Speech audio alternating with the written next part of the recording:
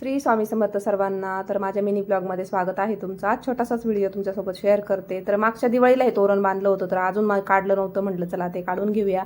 तर इथे ना सकाळ सकाळ ना माझं पटकन आवरून घेतलं, कारण की मला जायचं होतं बाजारामध्ये. आता आर्यन झोपलेलाच होता, त्याला काय मी उठवलंच नाही बरं का, तो जरा लेटच उठतो. तर 10:30 वाजले होते, तरी सुद्धा बाहेर एवढं जास्त ऊन होतं ना, म्हटलं चला तोंडाला मस्त स्कार्फ बांधून घेऊया.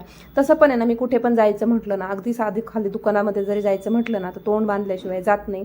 कारण की ना धुळीने त्यांनी मला फोडी वगैरे यायची भीती वाटते. अजून तरी माझ्या चेहऱ्यावरती अशा फोडी वगैरे काय येत नाही, कारण की मी नेहमी स्कार्फ म्हणजे वेअर करते. आता तुम्हाला सांगू का, जसं कोरोना लागलाय तेव्हापासून, त्याच्या आधीपासून मला स्कार्फ बांधायची सवय आहे.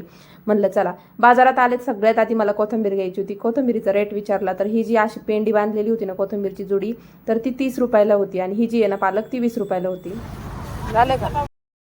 आता मी ते 100 रुपयाचे 1.25 किलो आंबे घेतले, आणि त्यात ना आंबे घेता घेता माझा 10 रुपयाचा ठोकळा बघा तिथं त्यांच्या समोर पडला. पण नंतर ते व्हिडिओमध्ये मला समजलं. म्हणलं असो, काय हरकत नाही. मग काय घरी आले, आणि त्याच्यानंतर मग आहे ना मस्त असे सगळा बाजार मी घेऊन बसले होते. म्हणलं बघूया आता कसं किती काय पडलंय, किती पैसे लागलेत, त्याचा हिशोब पण मला करायचा होता. तर घरी आल्याच्या नंतर पाणी वगैरे पिले, आणि मग नंतर मग बघितले सगळे आंबे. आता हे बघितलं ना, तर हे 3च आंबे 50 रुपयाला बसले. म्हणजे ते 100 रुपयाचे 2 किलो होते. बदाम आंबा बोलतात त्याला. तर मग मी 50चाच घेतला. म्हणलं बघा खाऊन बघूया कसा आहे काय. जरा तो पानसटच लागत असतो. तर बघू शकता इथं हे जे आंबे ते केशर ते पण आणले. हे टरबूज 20 रुपयाला, आणि लिंब तर बघू शकता हे 6 लिंब 20 रुपयाला पडले, आणि शेवगा 30 रुपयाचा अर्धा. तर मग घेतली फायनली ही कोथिंबीरची जुडी, तर 30 रुपयाची. आणि टोमॅटो बघू शकता 30 रुपये किलो.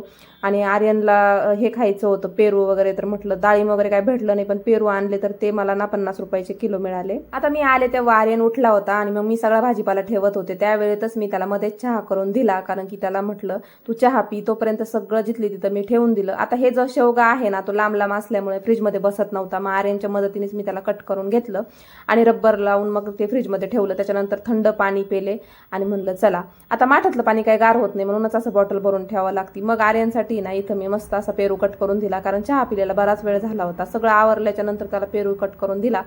तो खात होता, तोपर्यंत म्हणलं चला मी पण खाते. तर मग ना मला आहे ना बरंच कामं होते बरं का, पण सगळ्यात आधी हे काम करायला घेतलं.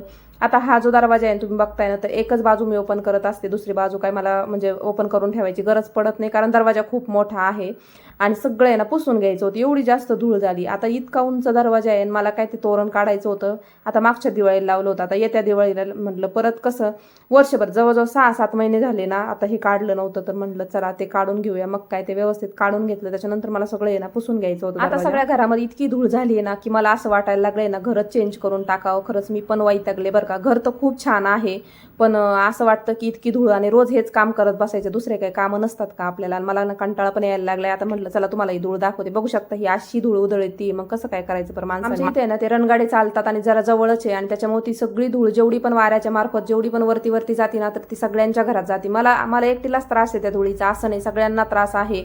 पण आपल्याला ऑप्शन आहे ना, आपण चेंज करू शकतो. म्हणूनच म्हणलं काय करावं, माझं डोकं चलत नाही, आणि 17 वेळेस रूम चेंज करायचं पण खरंच खूप अवघड आहे.